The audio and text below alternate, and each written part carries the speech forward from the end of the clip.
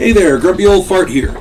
Due to YouTube's changing quote-unquote community standards, I created a channel called Grumpy Old Fart over on Rumble, a free speech alternative to YouTube. You can see all of my stuff over there, including my political and social commentary, as well as my current events videos. The links to my YouTube and Rumble channels, as well as links to let you order my books, are in the description of this video. If you enjoy my content, please like, share, subscribe, and comment. I welcome your comments, even if you disagree with me. Now, on with the video. Hey there, Grumpy Old Fart here. I'm doing an advanced Dungeons & Dragons monster video on the Behir. B-E-H-I-R, Behir. The Behir is one of the more dangerous critters a Dungeon Master can stick into his game. The description for this creature is on page 18 of the Advanced Dungeons & Dragons Monster Manual 2. Read up on it very thoroughly before you use it in your game. In melee combat, the Behir attacks with a bite, which does 2 to 8 points of damage. Then it loops its body around the victim and squeezes for 2 to 5 damage. If the constriction is successful, then the victim is subject to 6 talon attacks for 1 to 6 damage each. This melee damage is quite formidable. It's not that any one thing does a lot, but there's a lot of the little things, you know.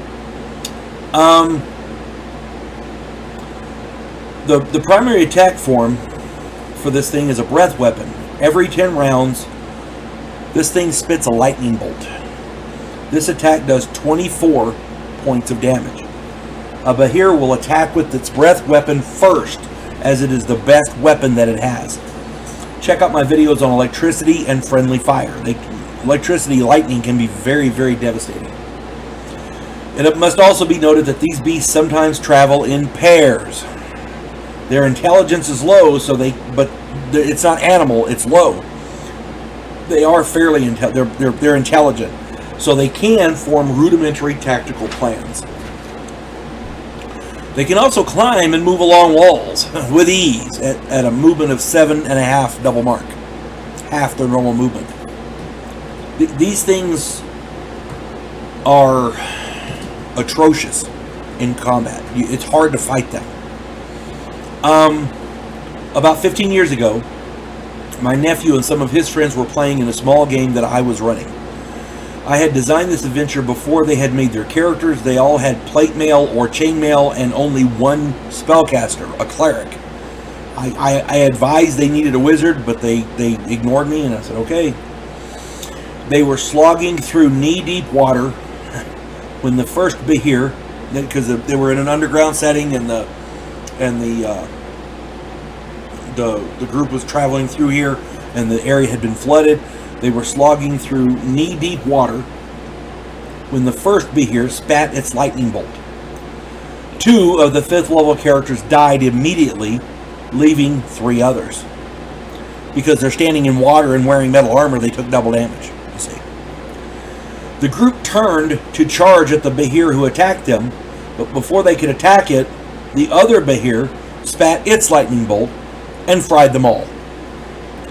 None of the rest had enough hit points left to do anything.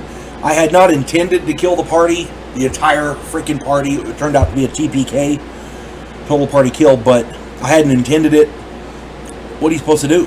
I mean, they had no thief. They had no... They were just walking along. Nobody stated they were on watch or sneaking or you know, trying to keep an eye out for bad guys or whatever. They were just slogging along through the cavern. And by the way, the group made up new characters. They lived and learned. They had a thief, they had a wizard, they had fighters, they had a cleric. I mean, you know, it just it worked out better after that. But it was in the same campaign later, so they kind of knew what to watch out for. But that's okay, because there was more stuff beyond that they hadn't reached yet. So it worked out good, and everybody had fun. But the point I'm getting at is, these lightning can be dangerous. Behirs spit lightning. Their initial breath weapon itself isn't really that bad. But when you put them up against 5th level characters, yeah, who are all wearing plate mail armor, yeah. Given the circumstances, Behirs can be nasty. They can be exceedingly devastating. So just be careful how you use them. Read up on them very, very thoroughly. I hope this finds everybody well. You folks have a good day. God bless one and all. We elect cookie-cutter politicians every single election cycle. Yes men who maintain the status quo and do just enough to make us believe the system still works. Imagine, if you will, a president who actually tries to fix things. If you like action, political intrigue, and a righteous crusade, check out my political thriller, The Righteous President.